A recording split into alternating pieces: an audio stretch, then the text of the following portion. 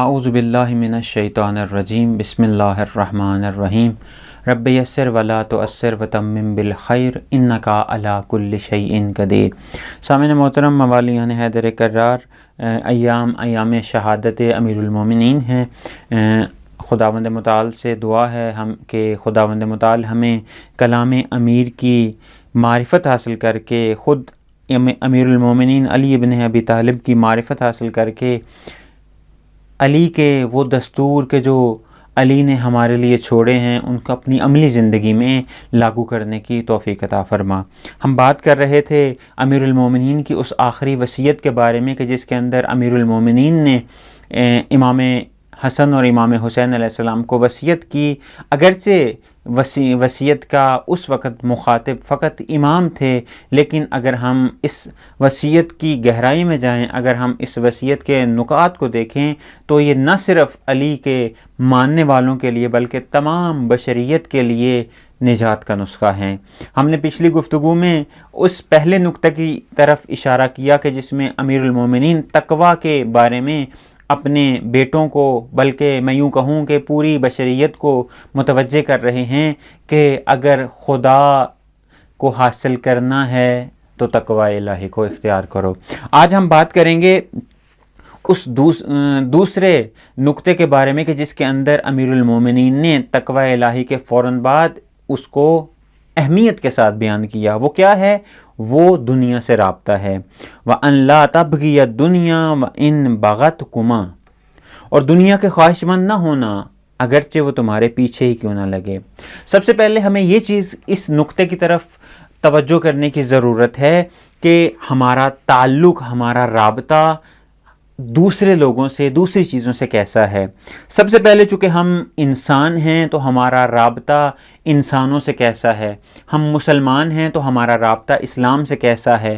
ہم قرآن کے ماننے والے ہیں تو ہمارا رابطہ قرآن سے کس طرح کا رابطہ ہے، یعنی تعلق کس طرح سے قرآن کے ساتھ ہم تعلق جوڑے ہوئے ہیں، ہم اسلام کے ساتھ کس طرح سے تعلق جوڑے ہوئے ہیں، ہم علی سے کس طرح سے تعلق جوڑے ہوئے ہیں، ہم خدا سے، ہم پیغمبر سے، ہم ائمہ سے، ہم معصومین سے کس طرح سے تعلق کو جوڑے ہوئے ہیں۔ یہ فلسفہ تعلق ہے کیا؟ یعنی تعلق کہ ہم جو اجتماعی طور پر، چونکہ انسان 10% انفرادیت رکھتا ہے اور 90% اجتماعیت رکھتا ہے، تو لا محالہ ہمیں روابط کی ضرورت پڑتی ہے، ہمیں تعلقات کی ضرورت پڑتی ہے، وہ انسانوں سے ہوں، وہ ائمہ سے ہوں، وہ معصومین سے ہوں، وہ اولیاء سے ہوں، وہ انبیاء سے ہوں، وہ قرآن سے ہوں، وہ اسلام سے ہوں، یا پھر وہ خدا سے ہو۔ ہمارا تعلق کس بنیاد پہ ہے اور کس طریقے کا اور کس نوعیت کا تعلق ہے۔ سب سے پہلے چونکہ اس کلام کے اس حصے کے اندر دنیا کے بارے میں خود امیر المومنین ارشاد فرما رہے ہیں کہ دنیا کے خواہش مند نہ ہونا اگرچہ وہ تمہارے پیچھے ہی کیوں نہ لگے۔ تو یہاں پہ میں چونکہ فلسفہ تعلق ایک بہت ہی وسیع اور تفصیلاً گفتگو ہے، میں فقط تمام اس کے حصوں کو چھوڑ کر فقط اس حصے کے اوپر زیادہ توجہ دوں گا کہ ہمارا تعلق دنیا کے ساتھ کس طرح کا ہے، کس طرح سے ہم دنیا کے ساتھ تعلق رکھنا ہے اور ہمارا کس طرح کا تعلق ہے، اور امام نے دنیا کے ساتھ کس طرح کا تعلق جوڑا اور ہمیں جاتے وقت کس طرح کے تعلق کو جوڑنے کی وصیت کی۔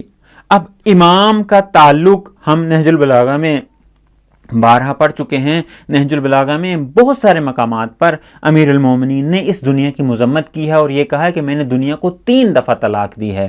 یعنی وہ شخص کہ جو دنیا کو 3 دفعہ طلاق دے دے تو اس کا مطلب ہے کہ رجوع کرنے کی نوبت ہی نہیں آتی۔ اب یہ تعلق علی کا دنیا کے ساتھ تھا۔ اب علی جب جا رہے ہیں تو اپنے ماننے والوں کو دنیا سے کس طرح کا تعلق جوڑنا ہے وہ بیان فرما رہے ہیں۔ امام فرماتے ہیں وَأَن لَا تَبْغِيَ الدُّنْيَا، اور دنیا کے خواہش مند نہ ہونا، یعنی دنیا کے پیچھے مت بھاگنا۔ کیوں؟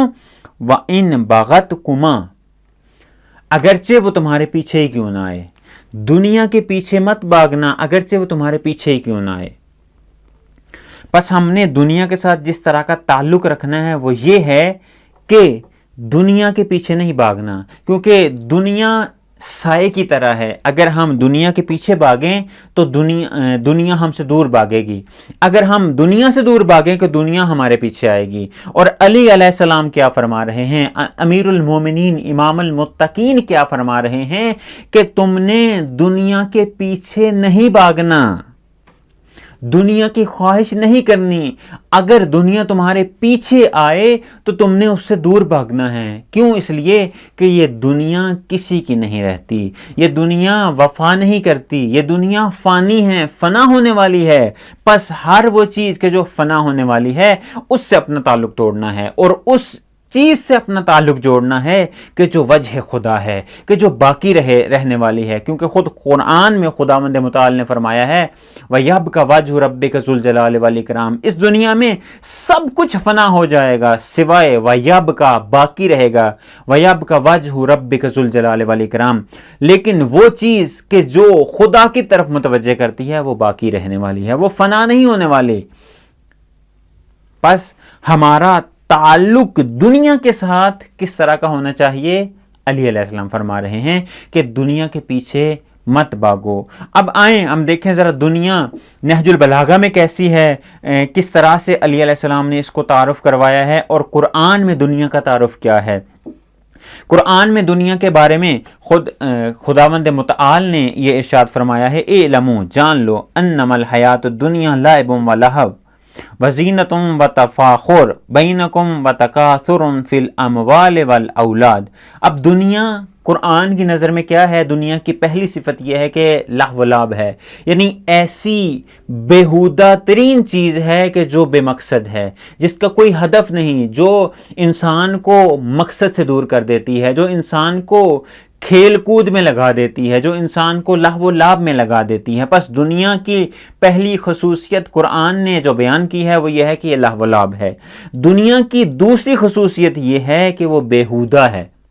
بیہودگی انسان کو بیہودگی کی طرف لے کے آتی ہے.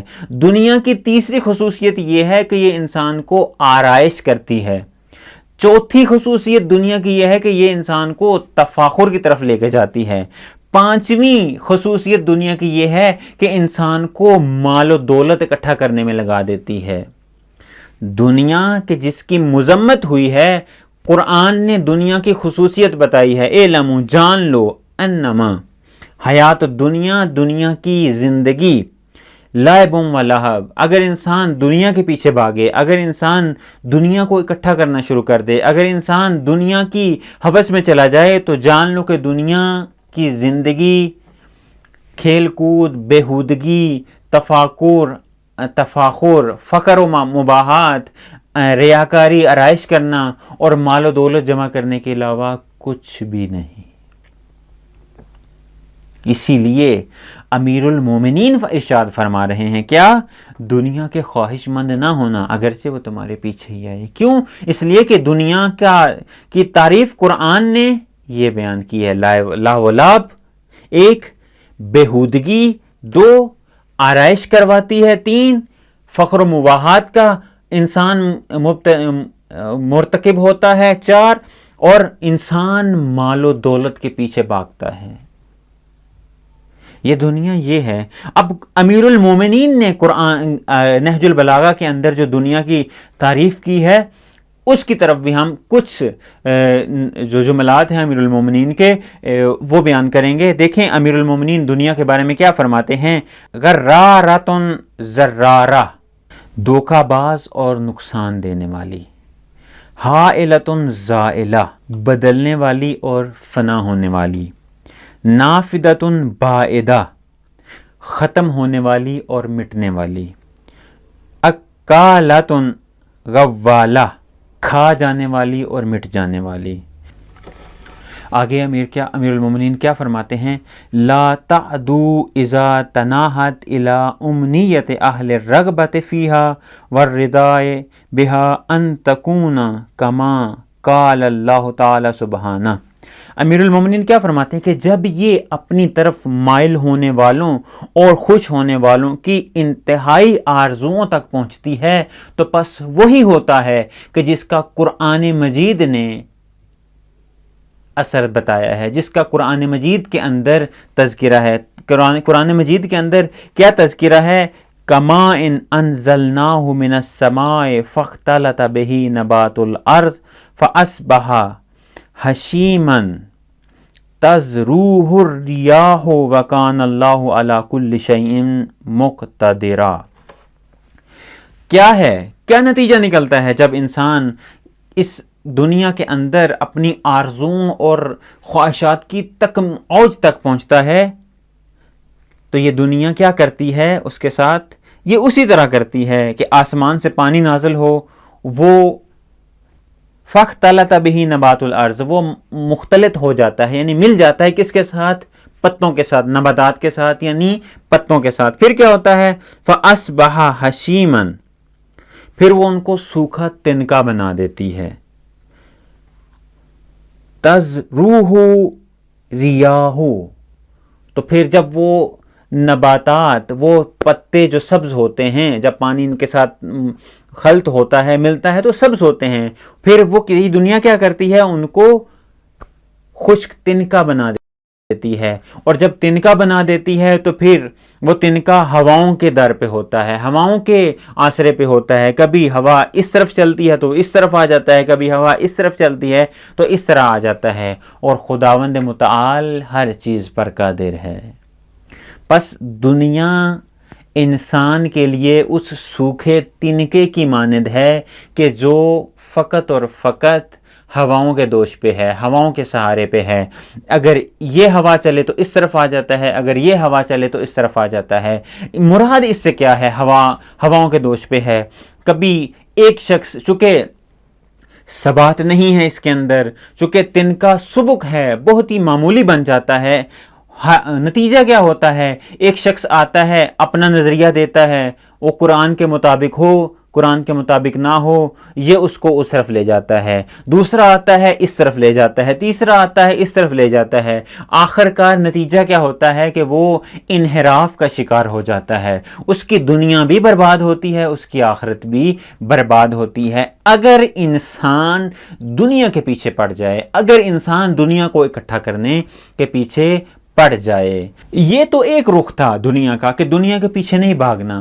آیا اس کا کوئی دوسرا رخ بھی ہے کہ جس کو ہم اپنا کر، جس کا سہارا لے کر ہم خوشنودی خدا حاصل کر سکتے ہیں؟ تو امیر المومنین یہ فرماتے ہیں کہ دیکھیں، دنیا بری چیز نہیں ہے اگر دنیا کو وسیلہ بنایا جائے، اگر دنیا کو سیڑھی بنایا جائے خدا تک پہنچنے کے لیے۔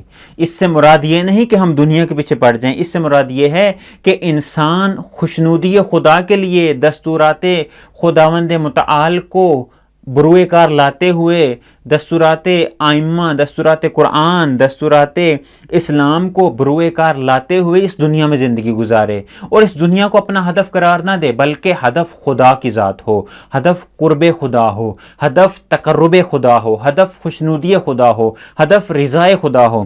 جب یہ ہدف ہوگا، اس ہدف کو لے کر اس دنیا میں زندگی گزارے گا، وہ زندگی انسان کے لیے پربرکت ہوگی، وہ زندگی انسان کے لیے خدا کی نعمتوں کے نزول کا سبب بنے گی، وہ زندگی انسان کے لیے خدا کی نعمتوں میں بڑھوتری اور اضافے کا سبب بنے گی۔ خود خداوند متعال نے ارشاد فرمایا ہے کہ اگر دنیا میں رہ کر خدا کا شکر ادا کرو، لَإِن شَكَرْتُمْ لَأَزِيدَنَّكُمْ، اگر دنیا میں رہ کر خدا کا شکر ادا کرو گے، خدا مزید تمہاری نعمتوں میں، تمہاری توفیقات میں اضافہ فرمائے گا۔ لیکن اگر ناشکری کرو گے تو خدا کا عذاب بہت شدید ہے۔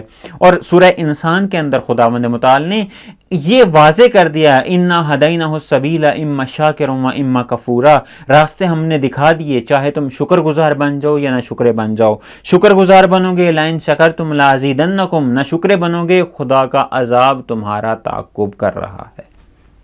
بس ہم نے اس دنیا کے پیچھے نہیں بھاگنا، ہم نے اس دنیا کے رنگینیوں میں نہیں بہہ جانا، ہم نے اس دنیا کے تفاخر کے دھوکے میں نہیں آنا، ہم نے اس دنیا کی آرائش کے دھوکے میں نہیں آنا، بلکہ ہم نے اس دنیا کو سیڑھی قرار دینا ہے۔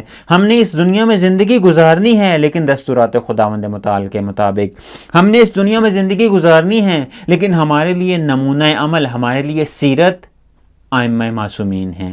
خداوند متعال سے دعا ہے خداوند متعال ہمیں حقیقی معنی میں ائمہ کی معرفت حاصل کر کے ان کی سیرت کو اپنا کر اپنی عملی زندگی کو منور اور نورانی کرنے کی توفیق عطا فرمائے۔ والسلام علیکم ورحمۃ اللہ وبرکاتہ۔